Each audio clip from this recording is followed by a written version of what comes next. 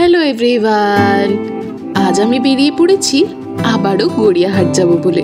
তবে আজ বেশ অনেক কয়েকটা কাজ নিয়ে বেরিয়েছিলাম।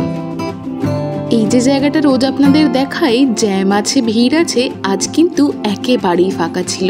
তাই খুব তাড়াতাড়ি গড়িয়াহাট পৌঁছে গিয়েছিলাম আর পেমেন্ট করেই নেমে চলে যাচ্ছিলাম দৌড়ে যেখানে আমার কাজ ছিল সেইখানে। কেন দৌড়াচ্ছিলাম বলুন তো? কারণ গড়িয়াহাটের ভিড় দেখে।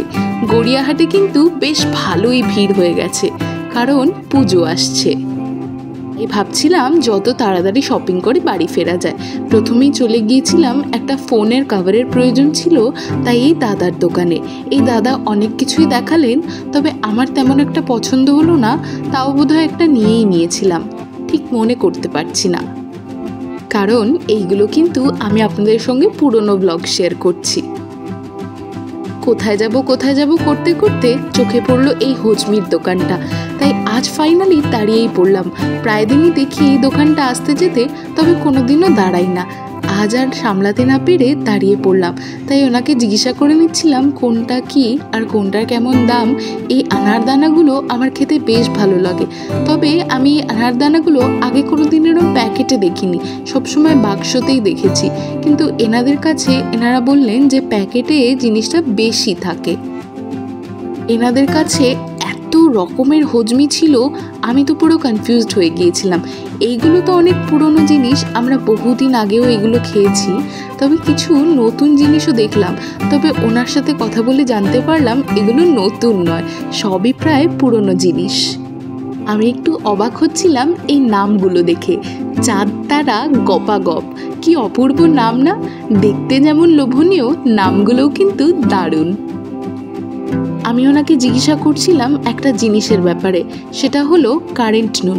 আর এই দেখুন আরেকটা নাম চোখে পড়লো, মনমৌজি। আমার মা একটা জিনিস ছোটবেলায় নাকি খেয়েছে, আর আমায় অনেকবার বলেছে যে যদি আমি কখনো কোথাও দেখতে পাই সেটা যেন অবশ্যই নিয়ে আসি। আপনারা কি কেউ কখনো কারেন্ট নুন খেয়েছেন? আমায় কিন্তু অবশ্যই কমেন্টে লিখে জানাবেন। এইবার আমরা চলে এসেছিলাম নিজেদেরকে একটু ঠান্ডা করতে, মানে একটু লাস্সি খেতে। তারপর আমার কয়েকটা বেডশিটের প্রয়োজন ছিল, মানে ডাবল বেডও আর সিঙ্গেল বেডও। এই জন্য আমি দাদাদের দোকানে চলে এসেছিলাম।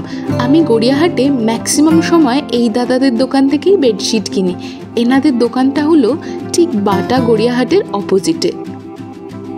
আজও কিন্তু ওনারা আমায় নিরাশ করেননি, ভীষণ ভালো ভালো বেডশিট দেখাচ্ছিলেন। ওই জয়পুরি ব্লক প্রিন্টগুলো হয় না, ওইরকম টাইপের বেডশিটগুলো। তবে ওই দূরে আম কলকা করা একটা লাল রঙের বেডশিট আমার বেশ ভালো লাগছিল দূর থেকে, তাই ওনাদের বললাম এইটা একটু খুলে দেখাতে।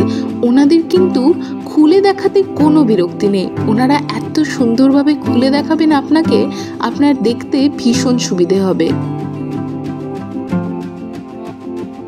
এই দেখুন, ওনাদের যেই না বললাম, ওনারা এত সুন্দরভাবে গোটা বেডশিটগুলো প্রত্যেকটা খুলে দেখাচ্ছিলেন, আমার কিন্তু কোনো অসুবিধে হয়নি কোনো ডিজাইনটা বুঝতে। আর এইভাবে ওনারা কিন্তু প্রত্যেককেই দেখান। আমার এই বেডশিটটা ভীষণ পছন্দ হয়েছিল, এইটা ছিল ডাবল বেডের বেডশিট। আমি এইটাই ফাইনালি নিয়ে নিয়েছিলাম, আরও একটা নিয়েছিলাম। আমার ছোট বুটাওয়ালা বেডশিটসগুলো বেশি ভালো লাগে, এইটাও আমার কিন্তু বেশ ভালো লাগছিল।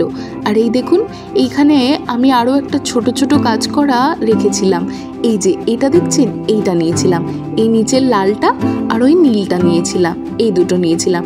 আর সিঙ্গেল বেডের জন্য এই একটা ওনারা দেখালেন, দেখাতেই আমার পছন্দ হয়ে গেল, এইটাও আমি নিয়ে নিয়েছিলাম।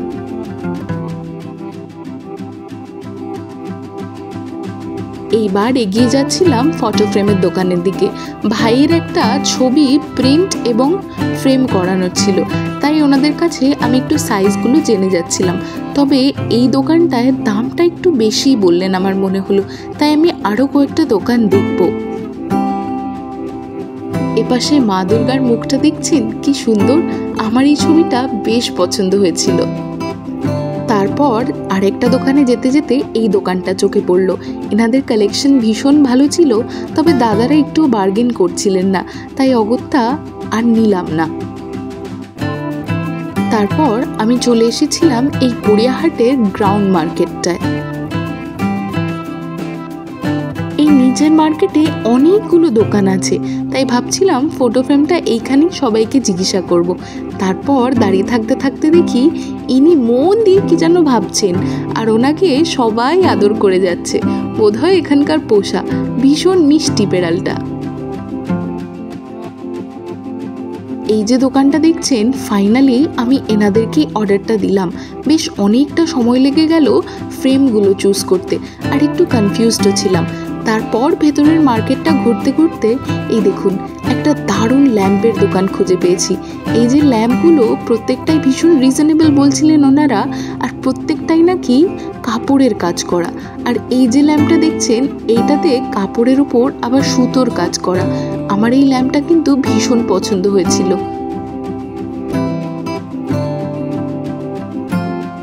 এরপর মার্কেট থেকে বেরোতে না বেরোতেই আমার চোখে পড়লো এই ফুলের দোকানগুলো। এই ফুলের দোকানগুলোতে ফুলের কিন্তু দারুণ কালেকশন। লেক মার্কেটে তো কালেকশন থাকে, এইখানেও কিন্তু ফুলের বেশ ভালো কালেকশন থাকে। গাড়ি বুক করে চলে যাচ্ছিলাম বাড়ির দিকে। এই দেখুন আজকে আমি কত শপিং করেছি। আজকে আমার হাতে বেশ অনেকগুলো ব্যাগ ছিল। বাড়িতে এসে নতুন চাদরটা একটু পেতে দেখছিলাম, আর এসে দেখি ও বাবা, পুক্কু এখানে এসে শুয়ে পড়েছে। আর শুধু শুয়েই পড়েনি, একেবারে টেনে ঘুম দিচ্ছিল। একটু বাদে এসেই দেখলাম। পুক্কু তাহলে ঘুমাক, আর আমি আসি, আবার আসবো নতুন আরেকটা ব্লগ নিয়ে। আপনারা কিন্তু অবশ্যই আমার চ্যানেলটা সাবস্ক্রাইব করে দেবেন, আর আমায় লিখে জানাবেন আমার ব্লগগুলো আপনাদের কেমন লাগছে। আজ আসি, টাটা।